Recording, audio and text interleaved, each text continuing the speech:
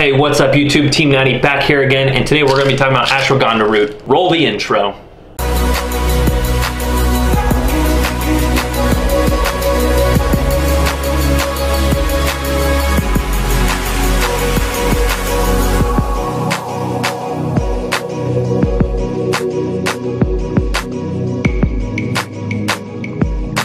So guys, ashwagandha root. I know you're asking yourselves, Robert, Team Natty, why are you doing this? Why are you taking this supplement? What's the big deal? Like, are you having problems like in the bedroom?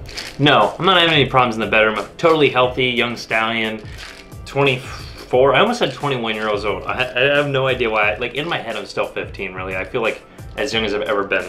I'm 24 years old, young, healthy male. I've got no problems in the bedroom with libido or anything like that.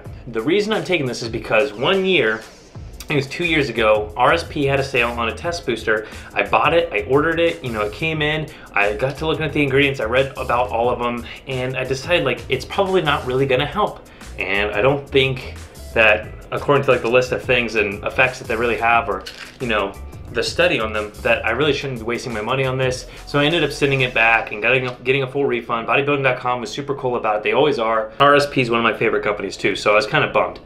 But later on, I saw my store always has buy one, get one free vitamins, and they had these, so I got the horny goatweed and the ashwagandha, and the horny goatweed has maca in it too, as well as yohimbe and some other stuff, but those were all supplements within this test booster, this natural test booster RSP had. So I didn't get the saw palmetto, which is another ingredient in the RSP natural testosterone booster. Instead, I just got the ashwagandha, the horny goatweed, and the maca root. And I just decided to test those out with my day-to-day vitamins that I already take, my same caffeine level, my same caloric intake, and my same exercise routine. I'm gonna do a full body split for an entire month and just see how it affects me and my daily energy levels. Now a little bit of history about ashwagandha root. Ashwagandha root's actually been traced back to 6000 BC.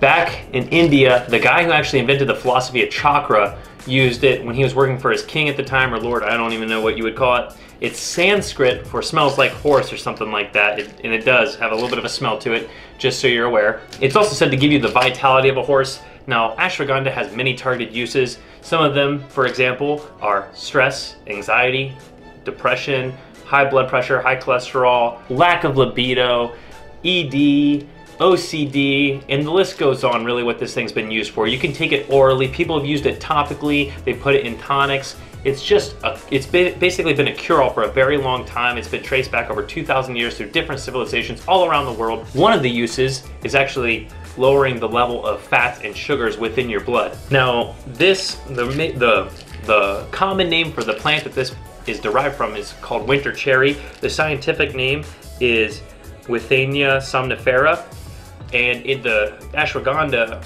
usually comes from the root or the berry of the plant, and the plant has a flower and everything. It's this whole thing. Anyway, this particular one is 115 milligrams of the extract from the root, and that's a 4-1 extract that's equivalent to 460 milligrams of ashwagandha itself. So I don't even know how much I got this for. I got one of the bottles for free. I can't remember if this one was the bad one.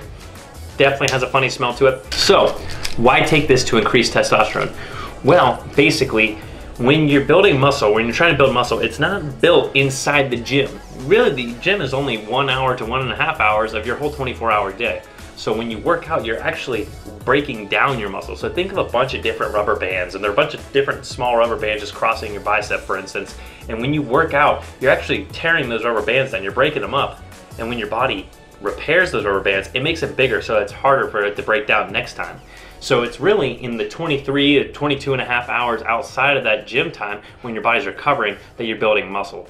When you're staying in a level of stress and your cortisol hormone's high, it's just not going to be good for your gains whatsoever. Cortisol is a stress hormone. Actually, a friend of mine, Roger Atwood, here on YouTube, look him up. I'll leave a link in the description below. His video talks about how detrimental stress is to your body and that cortisol hormone and its effects. Now, it can age you, it can make you gain weight. It's just not a good thing, and it stops you from producing the good hormones you want, like testosterone. So when you're rested, when you're relaxed, when you are, getting enough sleep at night, that's when your recovery is at its peak. So if you've got less stress in your life and you've got more relaxation, more rest, you're getting more recovery, your muscles can build up back better, stronger, and it promotes you to have more testosterone in your body and just be in a better state. And if this supplement is supposed to lower stress and anxiety and blood pressure and all those things, then it should help me get more rest and relaxation, which will then promote more testosterone and better recovery, more energy.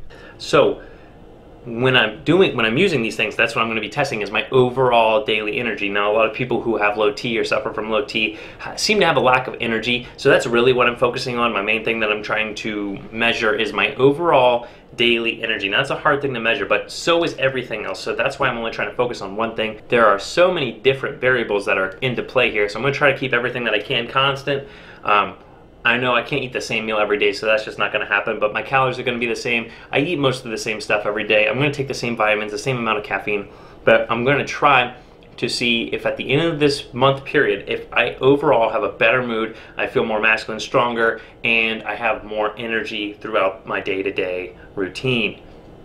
Just an overall daily energy. Maybe I won't yawn so much at work, or maybe I'll just feel more pumped up. Stuff like that, who knows?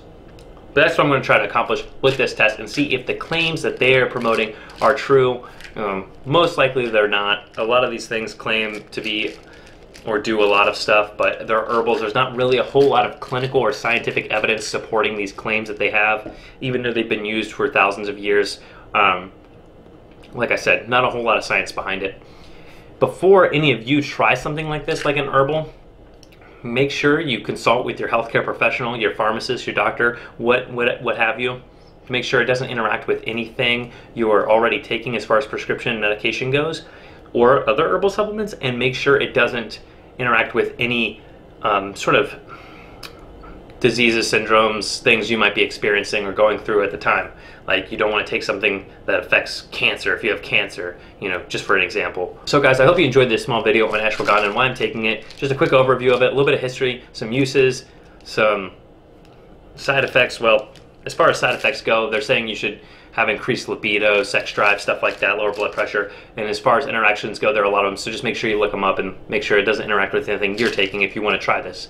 As always, take it easy, stay natty, Team Natty out.